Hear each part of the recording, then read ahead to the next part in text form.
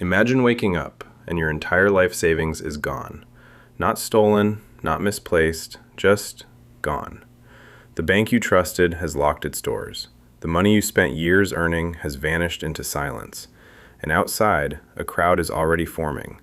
Men in worn coats, women clutching envelopes, all waiting for answers that will never come. In 1929, this wasn't a nightmare. It was reality. What began as a whisper on Wall Street quickly became a roar that echoed across an entire nation.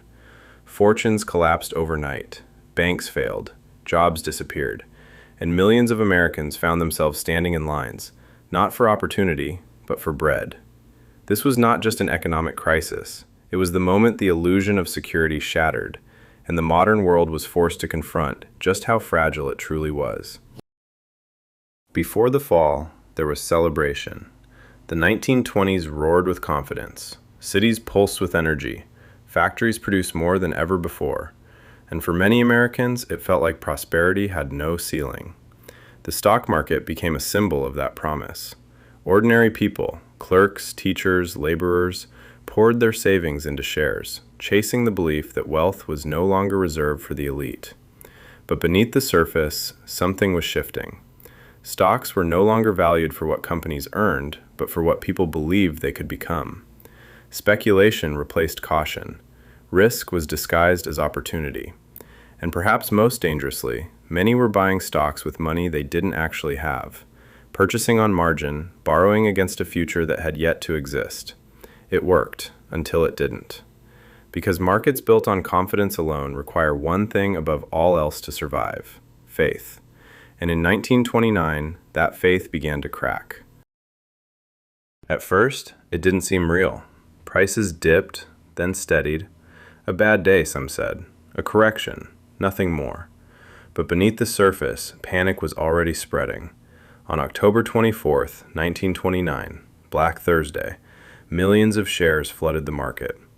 Investors rushed to sell, desperate to escape before it was too late. Then came the silence before the crash. 5 days later, the illusion shattered completely. Black Tuesday. There were no buyers left, only sellers, and the sickening realization that the numbers on paper meant nothing anymore. Fortunes disappeared in hours, life savings, erased between sunrise and sunset. Inside the trading floors, chaos took hold. Shouting, panic, men watching everything they built collapse in real time. Outside, the world hadn't caught up yet, but it would, because this wasn't just a market correction. It was the moment confidence died, and when confidence dies, everything built on top of it begins to fall. The crash did not end on Wall Street. It spread, quietly at first, then everywhere at once. Banks began to fail, not just a few, but thousands, and when they closed their doors, they took people's savings with them. There were no guarantees, no protections, just locked vaults and empty hands. Businesses followed. Factories slowed, then stopped. Shops went dark. Paychecks disappeared. Unemployment surged into the millions. Men who had worked their entire lives now stood on street corners, waiting for anything. And when nothing came, they stood in lines. Long, silent lines. For bread, for soup, for a chance to feed their families one more day. Across the country, makeshift communities began to rise. Shanty towns built from scrap wood and broken hope. They called them Hoovervilles, not as a joke, but as a quiet accusation. Because by now, the truth was undeniable. This was no longer a financial crisis. It was a collapse of everyday life. What made the Great Depression so devastating was not just the crash itself, but what came after. Fear became contagious. As banks began to fail, people rushed to withdraw their money. Not tomorrow, not next week, now. Lines stretched around city blocks, and the more people panicked, the faster the system unraveled. Even healthy banks couldn't survive it, because no bank keeps everyone's money on hand at once. So when confidence vanished, so did the banks. Then came policy decisions that only deepened the wound. In 1930, the government passed the Smoot-Hawley Tariff Act, raising taxes on imported goods in an attempt to protect American businesses. But instead, it triggered retaliation from other nations. Trade slowed, then collapsed. Factories lost customers, farmers lost markets, and the crisis tightened its grip. What could have been a sharp collapse became a prolonged descent, because once the system began to break, every attempt to stop the bleeding seemed to make it worse. By the early 1930s, the nation was exhausted.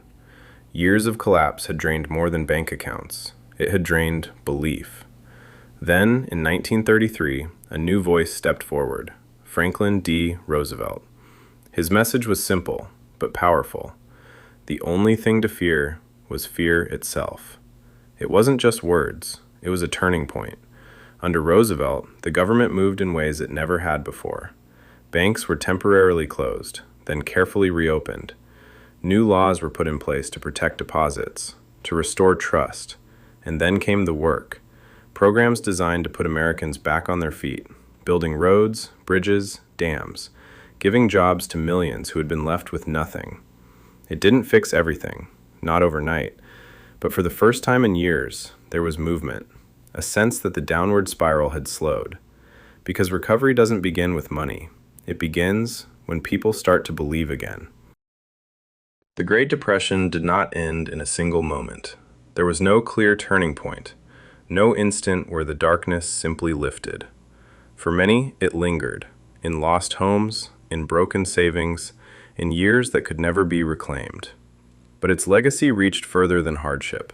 It reshaped how a nation understood risk, how it protected its people, and how fragile prosperity could truly be.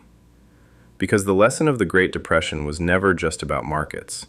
It was about trust. Trust in systems. Trust in institutions. Trust that tomorrow would look like today. And when that trust was broken, everything built upon it began to crumble. Even now, nearly a century later, its shadow still lingers, a quiet reminder that stability is never guaranteed, and that the line between security and collapse is thinner than it appears.